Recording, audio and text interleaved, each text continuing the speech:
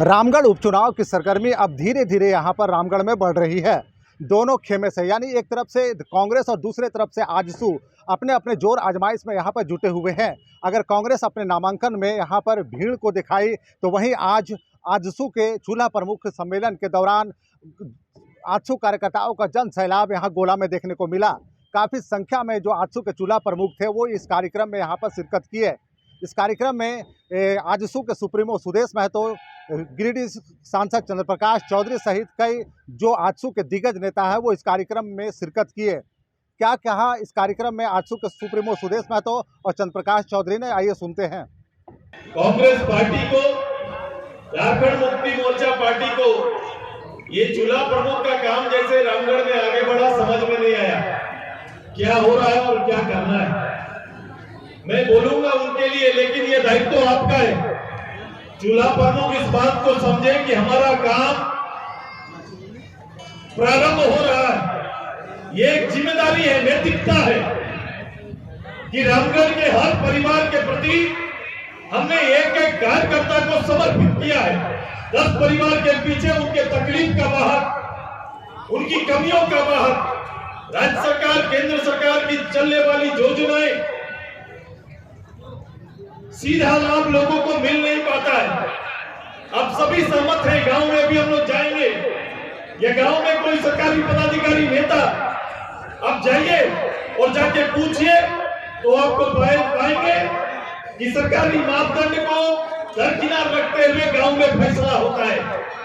आवास जिसके लिए गांव तरसता है, गरीब तरसता है, एक छत के लिए कमिटमेंट इस बात का है। भारत सरकार ने कहा है कि 2024 तक हर परिवार को छत देंगे, लेकिन इसका निर्णय ग्राम सभा से होना है। ग्राम सभा से निर्णय होगा कि ग्राम सभा के माध्यम से कितना परिवार जिसको आवास की जरूरत है। तो आप देखेंगे कि ये 2011 का सेंसस लेके ये लोग घूमते हैं। 2011 में, आज हम 23 में हैं। 2011 में जो परिवार एक था वो परिवार को जब आप खोजने जाएंगे, इनके हिसाब से रामगढ़ में 2011 के हिसाब से 83,000 परिवार है। लेकिन मैं अभी जब आपसे घर का चूल्हा गिनती कर रहा तो इसकी संख्या 1 लाख पार है। 1 लाख से ज्यादा परिवार बढ़ चुका है। 1 लाख से ज्यादा परिवार आ चुका है। परिवार कैसे बढ़ा भाई? परिवार मुखिया एक, अब उनके बेटे बड़े हो गए, विवाह हो गया, शादी ब्याह हो गया, उसका चूल्हा अलग जलता है।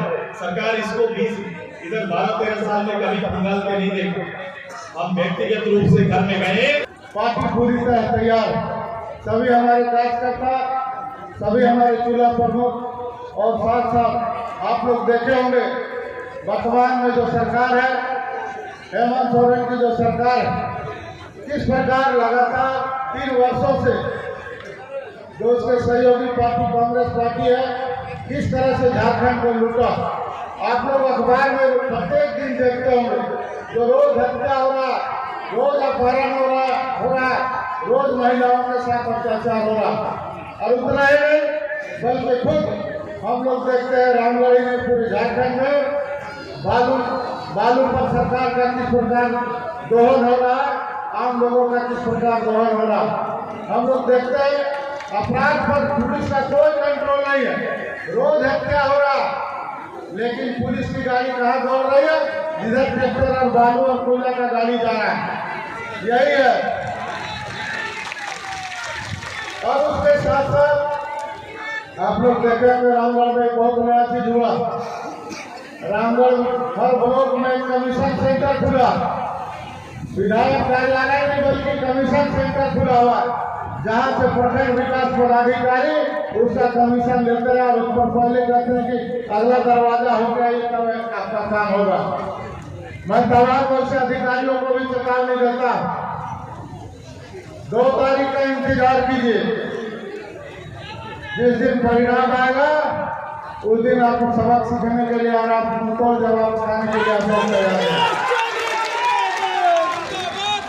वैसे ही हमारे क्षेत्र में, क्योंकि यह किसान बहुल क्षेत्र है और आज हमारे किसान परेशान है। तो अभी आपने सुना कि आजसू सुप्रीमो सुदेश महतो और चंद्रप्रकाश चौधरी कह रहे हैं कि लगातार झारखंड में की जो सरकार है वो कई मामलों में यहाँ पर विफल साबित हो रही है और आने वाले दिनों में जनता मुंहतोड़ जवाब देने के लिए आजसू समर्थन में यहाँ पर खड़ी दिख रही है। लगातार .in के लिए मैं रामगढ़ से दुर्वेज।